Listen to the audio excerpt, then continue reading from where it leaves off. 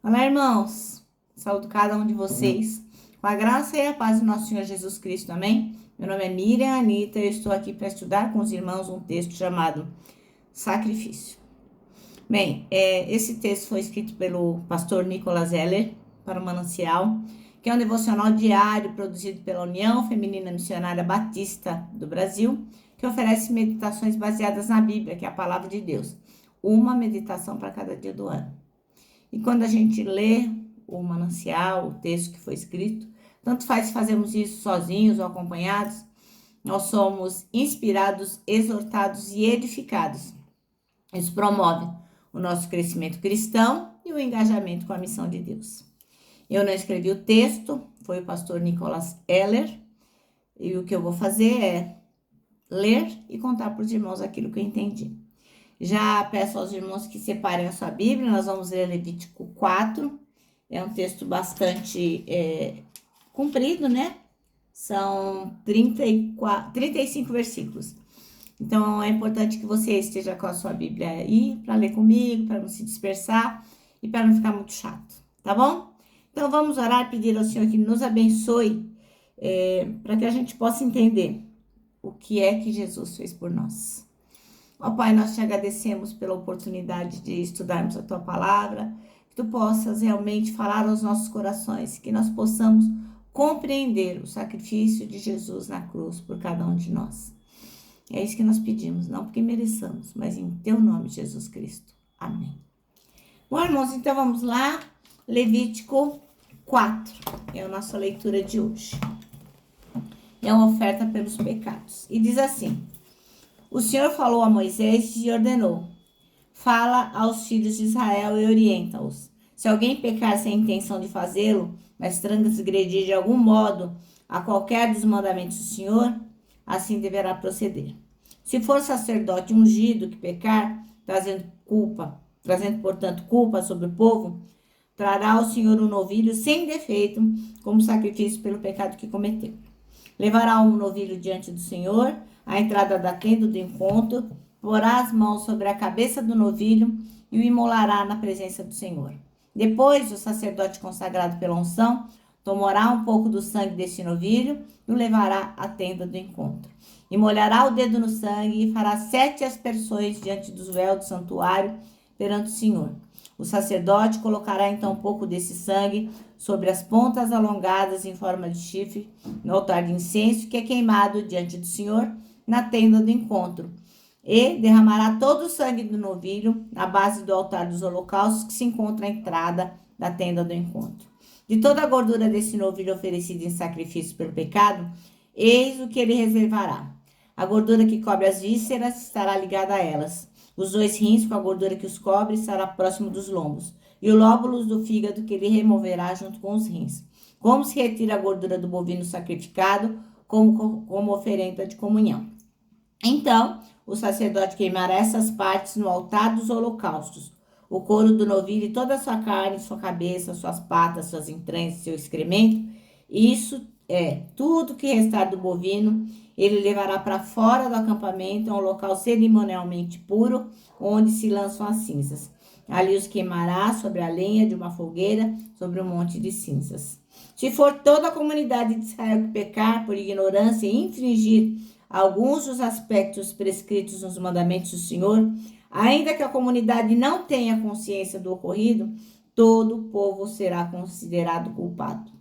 Contudo, quando a comunidade reconhecer a violação cometida, todo o povo se reunirá e trará um novilho como oferta de pecado e o apresentará diante da tenda do encontro. Perante o Senhor, os anciãos da congregação de Israel colocarão as mãos sobre a cabeça do novilho e será imolado diante do Senhor. Em seguida, o sacerdote consagrado pela unção levará à tenda do encontro um pouco do sangue do novilho. Molhará o dedo no sangue e fará 7 aspersões diante da cortina do véu no lugar santo perante o Senhor. Depositará então um pouco do sangue sobre as pontas em forma de chifre do altar que se encontra diante do Senhor na tenda do encontro. E depois derramará todo o sangue na base do altar dos holocaustos que está na entrada da tenda do encontro. Então, retirará do animal toda a gordura e a queimará no altar. E fará com esse novilho como se faz com o bovino da oferta pelo pecado. O sacerdote cumprirá assim o rito de expiação a partir de cada chefe de família, e todos serão perdoados. Depois, ordenará que o novilho seja transportado para fora do acampamento e o queimará da mesma maneira como queimou o bovino anterior. Este é o sacrifício pelo pecado da comunidade. Quando um líder pecar sem intenção deliberada e assim proceder, transgredindo de alguma forma qualquer dos mandamentos do Senhor, o Eterno, será considerado culpado. Entretanto, assim que se conscientizar, quando o pecado cometido, trará como oferta um bode sem defeito. Colocará as mãos sobre a cabeça do bode e o imolará no lugar onde se imolam os holocaustos, na presença do Senhor. É um sacrifício pelo pecado. O sacerdote tomará com o dedo um pouco da oferta e o depositará sobre as pontas em forma de chifre que se prolongam nos cantos do altar dos holocaustos. E em seguida derramará o sangue na base do altar dos holocaustos.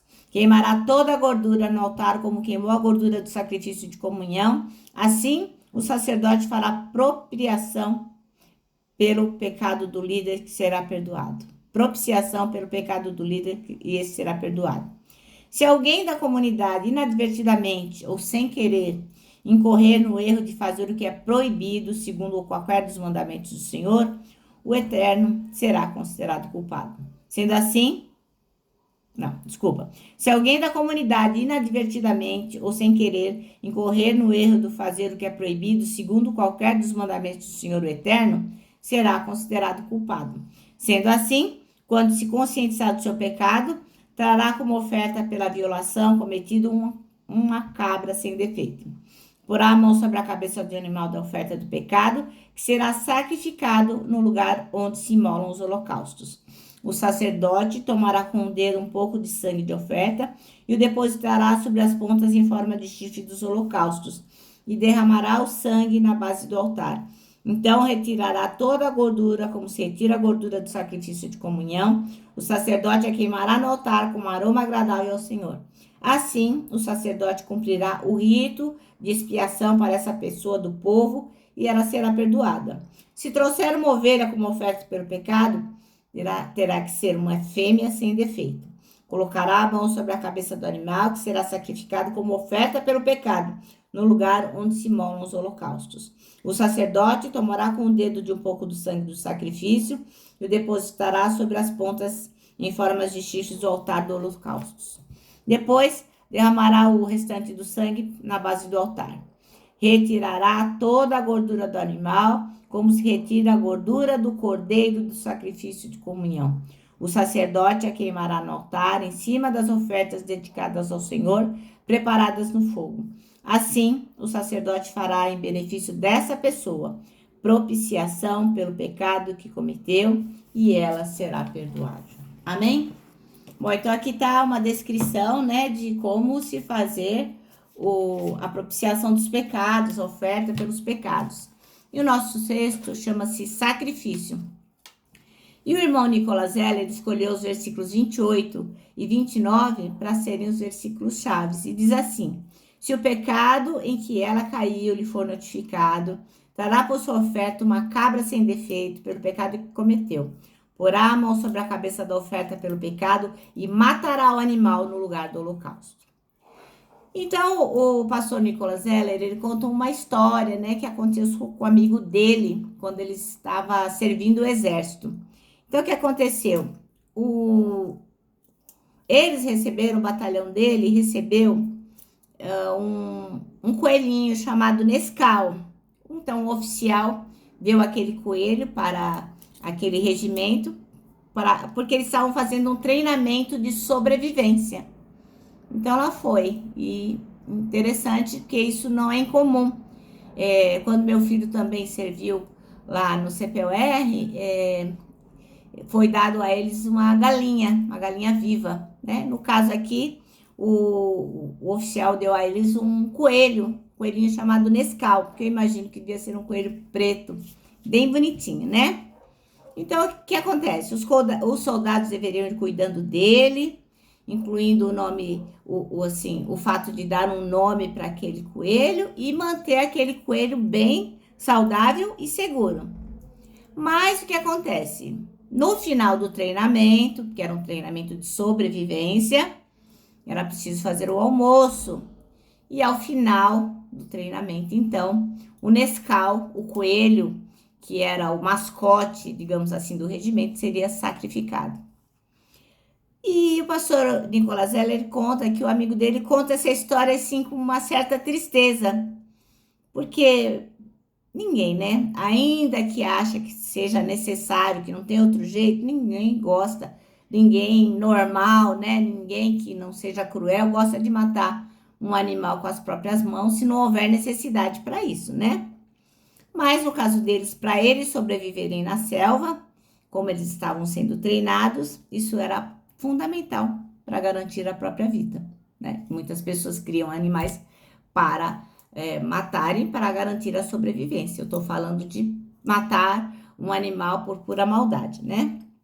E o que acontece? Lá em Israel, nas leis que Moisés trouxe para eles, muito antes de Cristo, nas leis israelitas, muito antes de Jesus Cristo, né? Sempre que uma pessoa pecava, um homem pecava, era preciso trazer um animal lá do seu rebanho, pôr a mão sobre a cabeça dele e sacrificar diante do sacerdote lá no local dos holocaustos, né? E que era necessário para o ritual para que o pecado fosse pago, fosse apagado, fosse esquecido, fosse perdoado. Agora, imagine, né?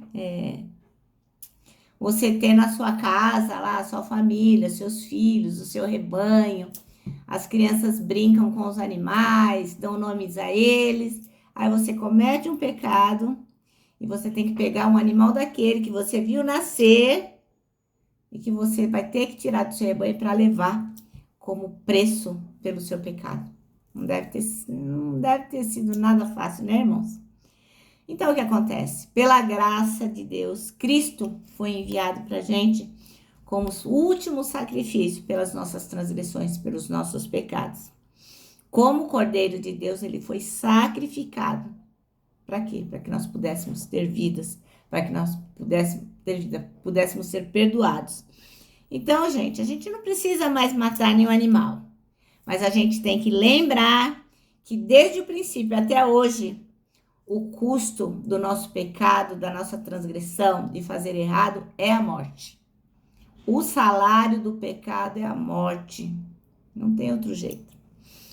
Então, a gente tem que viver uma vida de santidade, procurando ser cada dia melhor em Jesus Cristo, porque santo é o nosso Deus e Ele nos garante vida eterna junto a Ele. Então, se você não se posicionou até agora ao lado de Jesus Cristo, faça isso agora.